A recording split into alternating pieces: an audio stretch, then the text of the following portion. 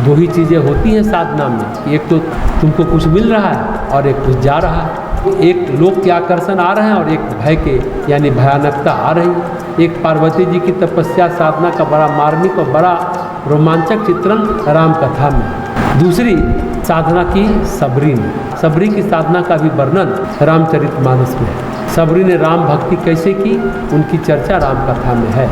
भगवान राम सबरी पर प्रसन्न होकर के उन्हें नवधा भक्ति का उपदेश देते हैं। और उन दोनों से अधिक मानवीय और अधिक ईश्वरीय साधना है भारत की, जहाँ मनुष्यत्व और ईश्वरत्व एक साथ मिलते हैं, जहाँ सामान्य परिस्थितियों में देवत्व झलकता है, दैवी चेतना झलकती है, वो है भरत की साधना। भगवान श्री राम के अनुज भरत की साधना। बड़ा सामान्य जीवन जीते हैं भरत, कोई अयोध्या के राजकुमार हैं, अपने कर्तव्यों का निर्वहन करते हैं, पालन करते हैं। भगवान श्री राम के प्रति उनकी अटूट और अविराम भक्ति है, लेकिन परिस्थितियों के चक्र विषम होते हैं, राम का वनगमन होता है। और ये प्रस्ताव माता कैकेयी रखती है, मंथरा रखती है। महाराज दशरथ वचन से विवश होते हैं और राम वन चले जाते हैं। राम बहुत ही प्रिय है अयोध्यावासियों के। लोग उम्मीद लगाए बैठे हैं कि राजा राम होंगे। ऐसी स्थिति में राम जब वन चले जाते हैं तो भरत को सारा अपयश मिलता है, कलंक मिलता है। जरूर भरत की इच्छा रही होगी, लेकिन भरत की इच्छा नहीं है।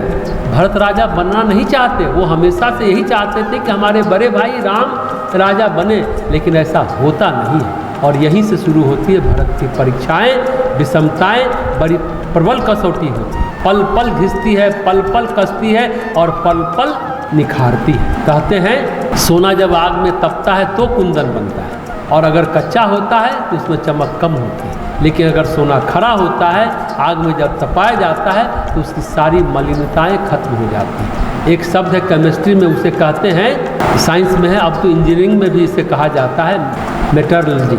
इंजीनियरिंग में ऐसा कहते हैं। मेटलर्जी क्या है? ये धातुओं के शोधन का विज्ञान है। धातुओं की खुदाई, धातुओं का शोधन, उसमें से जस्ता निकालते हैं, तांबा निकालते हैं, फिर तांबे को शुद्ध करते हैं। इस साइंस में सोना भी है। जो तपश्चर्या जो है ये मेटलर्जिकल साइंस, जो बार बार उसको शुद्ध करता है, उसका शोधन करता है, एक एक कमी को, एक एक बुराई को खरोंच खरोंच कर निकाल देता है। और विविध प्रकार की परीक्षाएं होती हैं। कहाँ अटक जाओगे, कहाँ भटक जाओगे।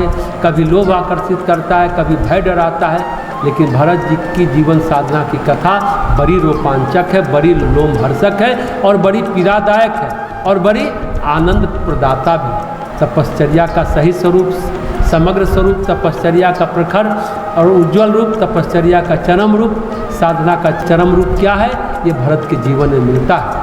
एक के बाद एक नई कसौटी आती है, एक के बाद एक नए परीक्षक आते हैं और नए अंदाज में उनकी परीक्षा लेते हैं। और भरत उन सभी परीक्षाओं में उत्तीर्ण होते हैं। जब भगवान किसी से प्रेम करते हैं तो कहते हैं तुम मम प्रिय भरत ही संभाई। ये सबके लिए नहीं कहते हैं, भरत के लिए कहते हैं। भरत के बराबर तुम प्रिय हो। जबकि लक्ष्मण उनके साथ रहते, ये नहीं कहते कि तुम मुझे लक्ष्मण के बराबर प्रिय हो। लक्ष्मण तो है ही साथ में, लेकिन कहते हैं कि तुम मम प्रिय भरत ही संभाई।